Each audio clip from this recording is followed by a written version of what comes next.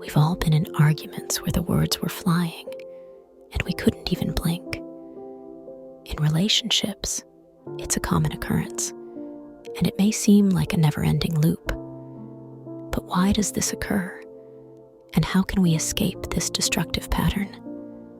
The blame game is a typical interpersonal stumbling block.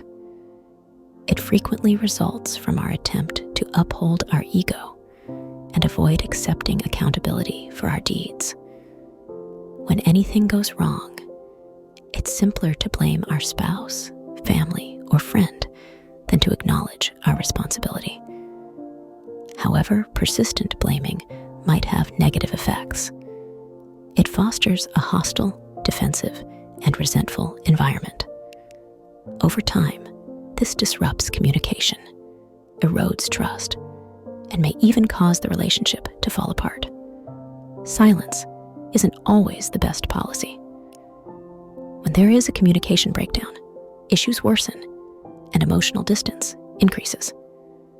Let's investigate why this happens and how to rekindle those important dialogues. In the beginning of a relationship, communication frequently comes naturally. Life's obligations might, however, overtake us as time passes. As a result of our hectic schedules with work, household duties, and other obligations, communication gaps gradually started to appear.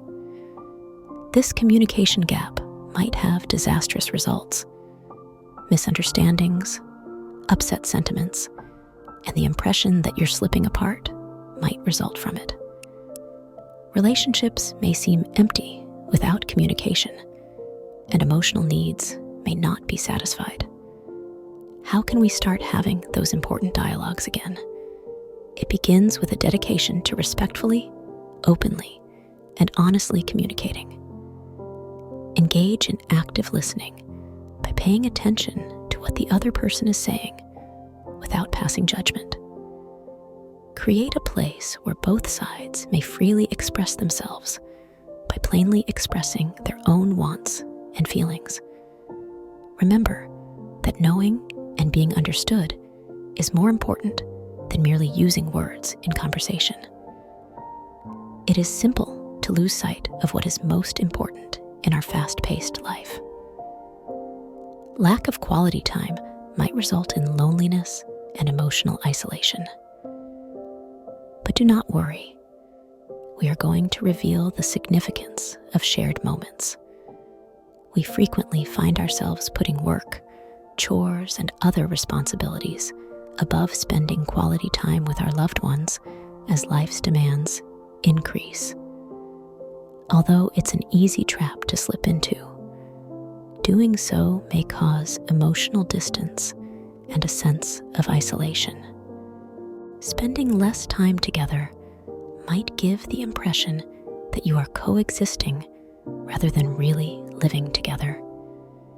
Your need for the strong emotional ties that formerly characterized your partnership may grow as the spark that once sparked your connection fades. What steps can we take to rekindle the charm of quality time? It starts with a deliberate decision to value family time. Plan regular date evenings or activities that you and your partner both find enjoyable. Not only can these times deepen emotional ties, but they also serve as a reminder of why you value each other's presence. Always keep in mind that quality time with each other matters more than quantity. Make it matter. Holding on to old grudges makes you feel heavy, like wearing a rucksack full of boulders. We'll explore the causes of our resentment, as well as the healing effects of forgiveness. We've all experienced relationship adversity, and when we're wronged, it's only normal to react with rage and hatred. Nevertheless, harboring resentments may be fatal. It keeps us bound to the past and stops us from moving on and getting better. The unresolved resentment can appear in a variety of forms, such as passive-aggressive conduct or emotional withdrawal. It gradually destroys trust, prevents communication and fosters a poisonous environment in the relationship. So, how can we release ourselves from the burden of our past wrongs? It starts with realizing that letting go of anger and resentment frees you from the responsibility of justifying someone else's behavior. It takes guts to let go of old grudges, but doing so can help you go forward with a lighter heart and a more optimistic view. Empathy frequently gets neglected in the midst of life's daily craziness. However, that which binds partnerships together is the glue. Let's explore the profound influence of compassion and understanding. The capacity to comprehend and empathize with another person's feelings. It is the basis for emotional connection in partnerships.